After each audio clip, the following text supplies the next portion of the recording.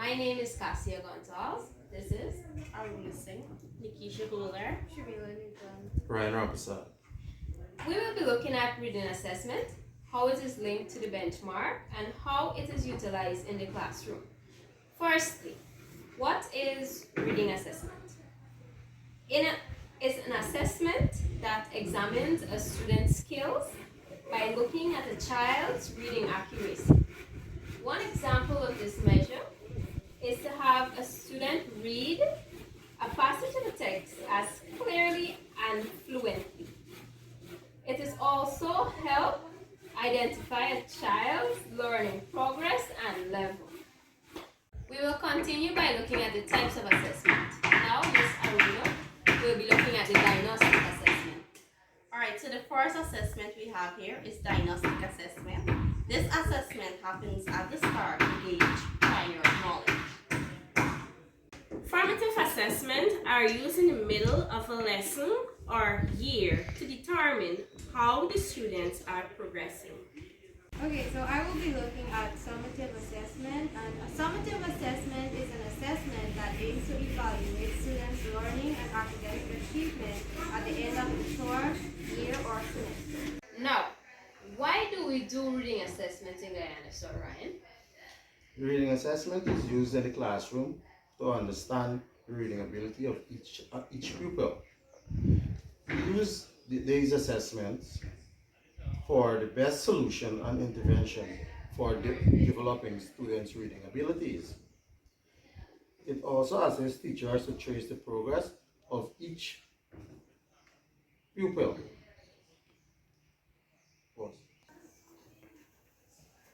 As a result, teacher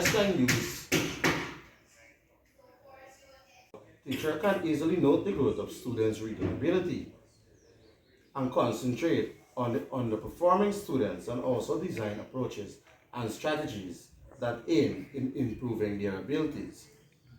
Teacher can easily note the growth of students' reading ability and concentrate on the underperforming students and also design approaches and strategies that aim in improving their abilities. We will now look at the roles of the reading assessment in the classroom. Ms. Aruna? Provides teacher with information on what skills students have or have not mastered. It also helps teachers know the skills level of their students, since students have varying experience and knowledge. Okay, the third role is to monitor students' progress. Provide teachers with information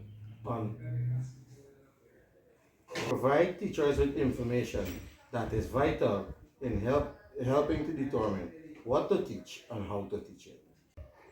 It allows teachers to make full use of their time and focus on instruction of all content. We have 3 reading assessments: sight words, content words, reading comprehension. Ms. Nikisha, what do you understand by sight words?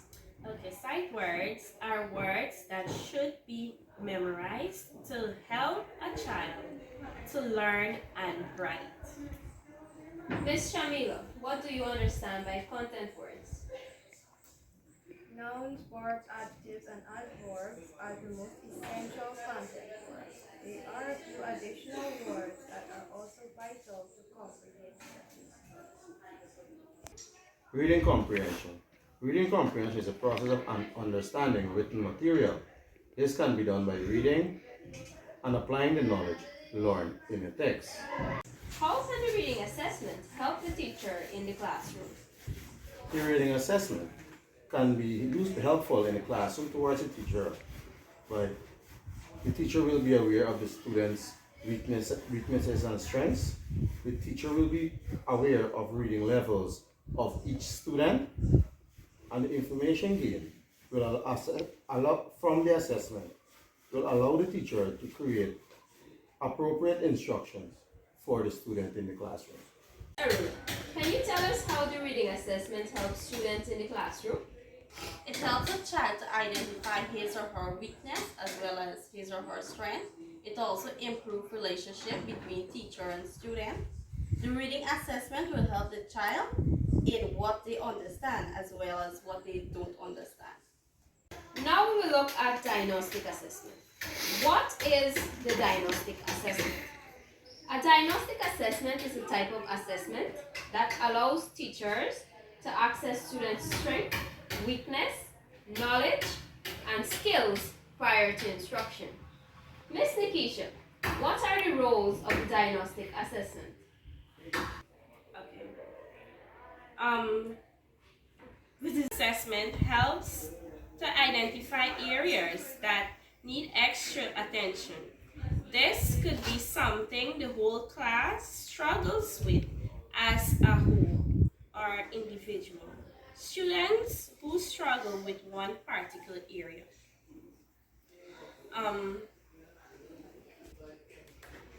Doing diagnostic assessment helps you to get a better understanding of how much knowledge your class has. This could show that they know more or less than what you originally thought. Then this allows you to plan lesson accordingly. So Ryan, how do we link the diagnostic assessment to the benchmarks? Firstly, we'll be looking back at what is a diagnostic assessment. Diagnostic assessment is a type of pre-assessment that allows teachers to assess students' strengths, weakness, knowledge, and skills prior to instruction. However, benchmark literacy support best practices, balanced literacy instruction with formal and observational assessment tools, provisional development resource. For example, we'll be looking at the reading passage for grade 5 in the diagnostic COVID-19 vaccine. It compares the looking at it, we can compare the diagnostic assessment to the literacy benchmarks and standards. For the benchmark learning outcomes, 1.2 speaks fluently, sequentially, independently, and in groups. We can have the students reading the passage individually or in groups. Or benchmark 1.3 speaks effectively and confidentially, delivers speeches for a variety of purposes. Here we can look at how the student reads the passage and portrays himself or herself. Or to look at benchmark 1.5, listens and extracts the main idea from the presentation, having the children read and picking out the main idea from the passage. Students can gain knowledge and understanding from the benchmarks and standards for literacy by demonstrating these qualities. How is the action plan related to the diagnostic assessment, Ms. Aruna? Alright, so after administering the assessment, based on the learner's performance in various topic areas of the assessment, an action plan is prepared to reinforce concepts that the learner show weaknesses in. The action plan or the remediation plan is a tool that is used to reteach concepts that learners do not fully understand, although the concepts were developed earlier. The action plan or the remediation plan is a tool that is used to reteach concepts that the learner do not fully understand, although the concepts were delivered previously. In preparing the action plan, the teacher must have an item analysis to show the class performance. Alright, so take for example, if more than 50% of the learners incorrectly answered a question based on body system, then it means that the concept was not fully delivered or the correct methodology was not used in delivering the concept. So it therefore means that an action plan must be prepared to cover that concept. Also, the time allocated to reteach a concept must be taken into consideration to arrive at a duration period. The importance. An action plan or remediation plan helps the teacher to be more organized and fully prepared to reteach the weak areas. It also helps teachers to plan more effectively using appropriate methodologies in delivering concepts. So we will now look at the advantages and disadvantages of the action plan. But first, let's look at the advantages. An action plan helps as a time manager and also it avoids procrastination.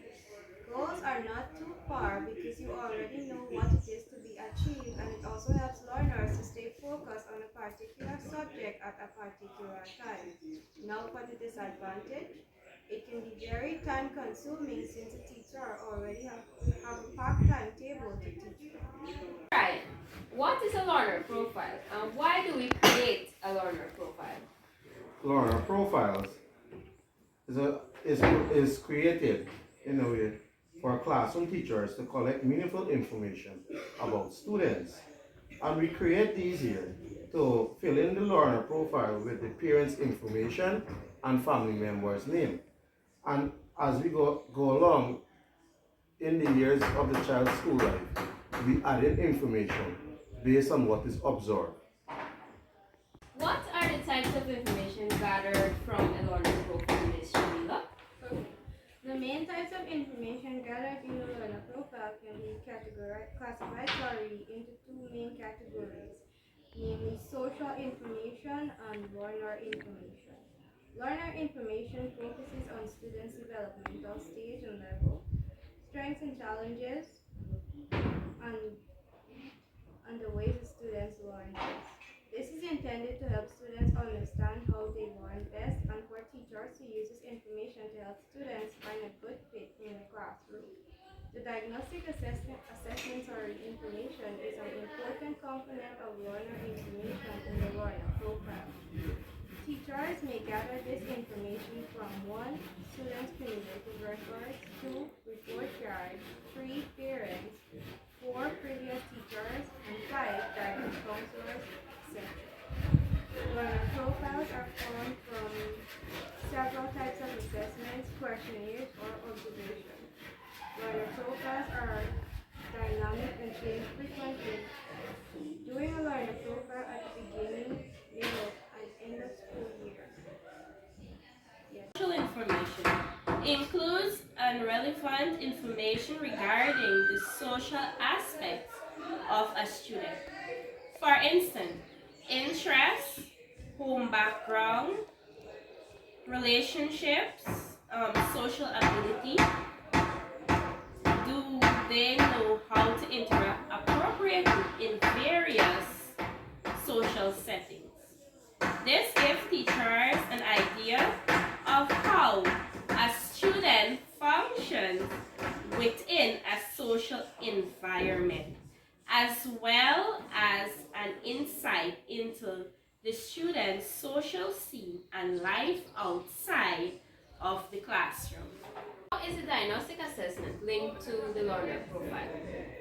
After gathering information on the learner profile, strength and weakness, it is inputted into the learner profile so as to create suitable teaching strategies for the improvement of the learners, so as to facilitate the pupil's learning journey.